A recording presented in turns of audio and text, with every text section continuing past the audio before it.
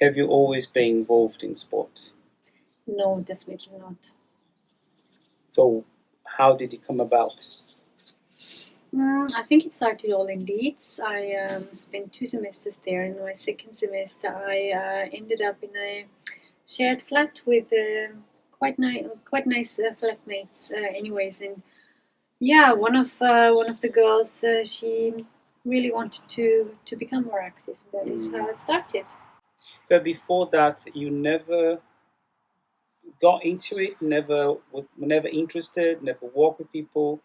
No, I think I actually hated it, to be honest. I mean, I grew up in Pinzgau, very rural countryside. So just a second for those people watching us. Where is What do Pinzgau? you think they don't know Pinzgau? Everybody knows I don't think Pinzgau. everybody has ever Eh, outside Salzburg State. yeah, Nobody have ever it's heard about Salzburg Pinzgau. State, and it's basically a valley, a huge valley. That's it. Okay, so The that one is in village after the Austria, Also, yeah, Salzburg, okay, come on, okay, Austria. Salem See, Pinzgau, right? Okay, good, Oh, good. yeah. Come on. Yeah, no, I don't think I really ever super liked it. From what I remember, it was also a lot about having loads of nice equipment and being talented. I never had super nice equipment. Um, I But didn't feel, everybody there, it's into skiing. yeah, really, no, You I never. didn't. No, no, no, no, no, no, Mm. no, spa, not Spa. ski. That's another thing the Austrians are good for, like ski and spa, right? Yes, and you can Two S combine it words. perfectly well. You can. No, no, I was just not interested in it, and I think, well, I was outdoorsy as like a child, like as outdoorsy as a child can be, right? Being outdoors, Mm. playing outdoors, stuff like Mm. that, but not really into sports. I never saw myself as a sporty person, and I never felt sporty. I also remember PE. Ugh, I was always glad when these lessons were over. Mm. Physical education, proper didn't like it. So all happened when you moved to Britain, to Leeds, actually, Yeah. in the north of England. So where is that now? Everybody knows where Leeds is. You're awful. Everybody knows Leeds. Come on. Yes, yes. I stayed on the campus. I had an accommodation there, flat, and with that package, gym was included. Mm. So I felt like, well, I'm paying for it, so I might as well use it. Didn't work so well in semester one, but semester two, as I've already mentioned, I changed the flat, and there was a girl, and we went to the gym, I think 4 times a week in the morning. Terrible. I'm not a morning person, but we would be there sometimes 7:15, 7:30, which is really, really early. I feel, yeah. But it was just like 5 minutes walk, and you could just literally get out of bed, brush your teeth, and get on whatever you had to, and then ghost walk to the gym, and that was it. So 4 times So a week. that was the starting of your journey into fitness, exercise, workout, etc. What exactly did you do at that time? We did body pump. Really enjoyed that. I remember her name was Marie, or is Marie the instructor? I don't know if she's there still. But it was fun going there. Good music, like, good old Guns N' Roses and stuff. And it was the first time I, started doing things like that, weights and fitness. And I think I could see the changes gradually. And I really enjoyed that. And the other thing was spinning. Quite a killer there, I have to say. Yeah, well, I think when I met you for the first time, you were like super into spinning and killing yourself an hour and a half into spinning. No, well, I was then in Austria, in Salzburg, who people Right. know, I guess. We don't need to explain that, yeah. Yes. The Austria, city not that Australia. exploits Mozart to this time in terms of promotion. Yeah. But anyways, yeah, but spinning was an hour, 45 minutes an hour. In England? Times, yeah, 2 times a week. And then on weekends, we sometimes would play squash. And I mean, again, I'm not talented, but there is a wall, so the ball has to come back and hit it, and it's fun. So then, from then on, I mean, you also start hiking and more in England. You did some hiking too, becoming more active. How was the change did you feel any changes in your life? How was this process of changing, that what caused it in your body, your mood, etc.? I think, well, the changes at that time, I might not have been aware of that, but it does a lot in terms of confidence. It's a booster, it's a real booster. And I met people who were so different to the people I used to hang out with. And I'm not talking down or I'm talking bad about the people that I used to hang out with, because I mean, quite a few of them are still in my life and I'm happy and grateful for that. But the thing is, all of a sudden people would say something like, well, you're fit, you're fast. And I'm like, me? Mm-hmm. And that was, I think, a revelation for me. Mm. Yeah. So there is like a direct connection between your mood, feeling confident about yourself, your life, prospect, future, resilience, everything, to the fact that you started now into fitness, exercise, and workout. Yes, I think it goes hand in hand. I mean, I think if you want to be strong, or if you, it is a lot about feeling it, because it was never my intention to start running, well, in competitions and stuff. It came to me, but I could also feel the good that it brought to my life. Yes, well-being, happiness, confidence, and then of course you might start to think about what to eat a bit more carefully, and So I remember when I came to Austria for the first time, 2014. You were super fit. You make me run up Werfen, that fortress, we were late for some sort of an eagle show or something. And I was carrying a very heavy load in the back, and you run, push. It was very heavy. It was like actually heavy. But anyway. So I remember that I was also much more into running at that time. It was really good. But you at that time had not got into any competition. So when competitions came to your life, how many years after you started? When you came to Austria in summer 2014, and it was about 1.5 years later. So February 2016, I just asked, well, I went to a gym back then regularly, very regularly, as in 4 to 5 times a week. And I also did spinning, and they had great instructors, and one of these instructors is also like, he's super sporty and he's got a club. So one day I just asked him if I could join his running group, and very nice guy, super fit, and also very generous, as in, well, no matter what level you are, just join us. Mm-hmm. So he said, like, yes, Saturday, that time, be there. And I remember being nervous the entire week, because I thought, like, I'm just going to get lost. How can I, what did I do? Verena, what did you get yourself into it? And I remember talking to my colleagues at work, Sylvia, you know her, and I said, like, I don't know how I'm going to do this. And then I remember coming there and start training, first of all, not competitions, but just start training. Yes, I never thought I would take part in a competition, because it's not for me. I'm too nervous, and I can't go through this and stuff. I think about everything. Yeah, I know. So I remember my brother in Scotland. I don't think he had never done any exercise in years. That's you guys. And then I got him into Spartan race. Yeah, that's you. Oh my God, that was a very tough Spartan race. And I was worried that he would not survive. You brothers? I was worried that he was not. Sorry, Flavia. So that was us. I mean, let's do that, So when was the first competition, and what happened then?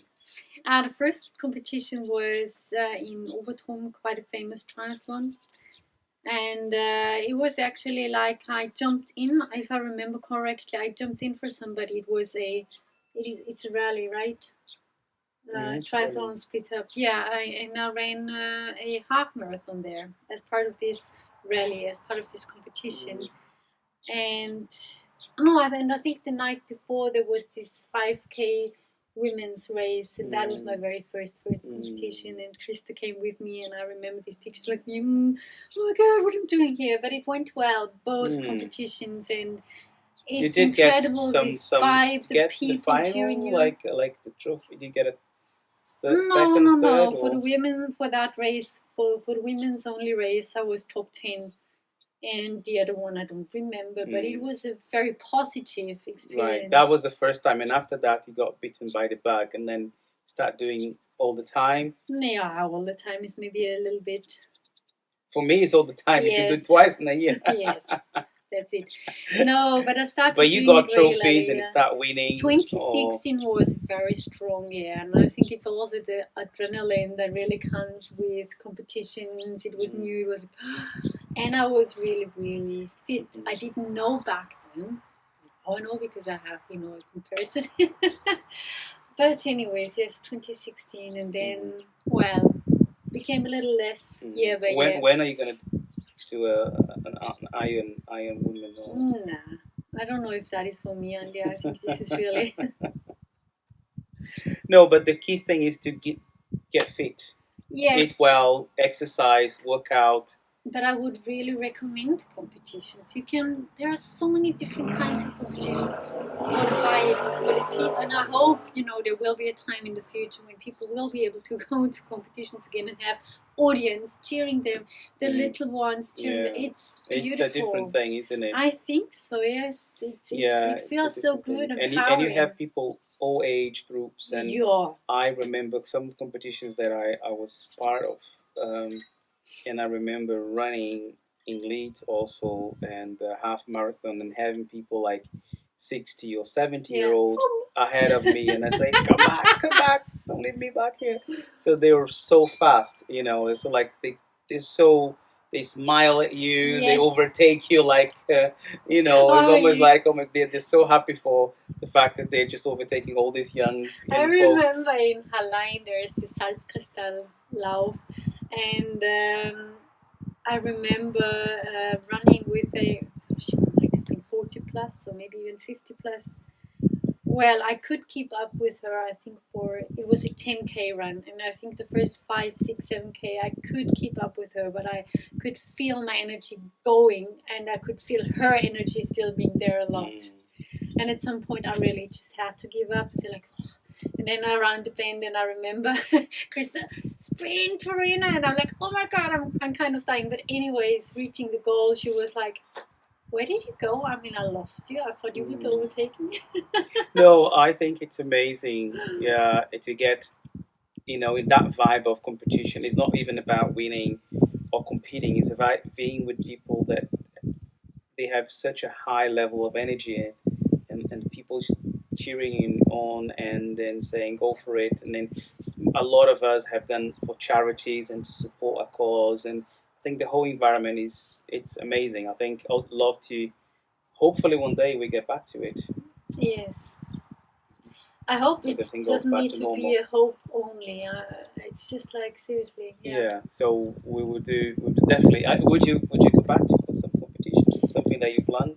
Yes. Yeah. First of all, I would love to go back to training regularly, because I have hard times motivating myself. I have to be very honest. Yeah. And these days I don't even cycle to work, which will come back now to me. But it's also those little things that keep. But this is very important. So people to realize that it's normal not to get yourself motivated many times. It's normal to want company, and it's normal to go through doubts and difficulties and not feeling like running. And some people look at fit people and they think, oh, they have everything working in their favor. And that is not true, right? No. Everybody has days where they don't want to do anything, don't want to go out, don't want to put the shoes on. How many times do I hear like I had an injury from those very fit guys that I run with? I hope in the future again will run with. I mean, they regularly have to pause for weeks, because I mean, this is what people usually do not see. Something that we have here in Austria is, and I want to bring to that now, fitness and nature. Why is that beautiful, important for you? Fitness and being in nature also. We are here surrounded by beautiful nature now in Styria, one of my favorite places in the world, and there's so much green around. Yes. And why fitness and nature comes together for you?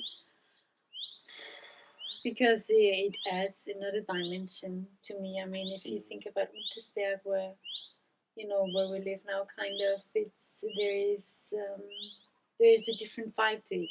I do like going to the gym, and also it's pumping it to people, being also kind of pragmatic about your fitness. Like, okay, I go there 1.5 hours later, I leave, and I have done quite a bit. But nature is different. It's also about energy, about fresh air, the sunshine, the sounds, and this is also, if you are fit, and then you can enjoy hiking a mountain a lot more, because you can focus and see what's around you instead of being like, oh my God, I'm dying here, right? The That's beginning is always that kind of, you have to push for it, and you feel the exhaustion a lot more, I think. But after a while, it's a different dimension. I think it's a different vibe that you are one with nature. Remember when we went to, a few weeks ago, we went to Fushel and white, everything white, and I felt so alive doing that round 11K. Really going for it. It's something different, isn't it? That you're there, and then nature involves you, and then it's So I think, headquarters of a famous drink in the world, right? Yes. We're not going to say anything because they're not paying us anything to say that anything. Everyone knows anyways. Don't need to explain like pizza. That people that's more like for me. Yeah. But exercise and nature and fitness, it plays a direct role in your health, in your motivation, in the day-to-day life, how you conduct your business, how you conduct your life. And I can see now, just to finish this interview, I can feel the difference when the whole lockdown came, and how it also affected you. The fact that stop going to the gym, stop meeting people for running, that has a direct inverse effect, right? And then you see in those moments, you see how much you miss of nature, of fitness outside, of being with people and pushing, and the vibrancy. It makes a huge difference. It does, definitely.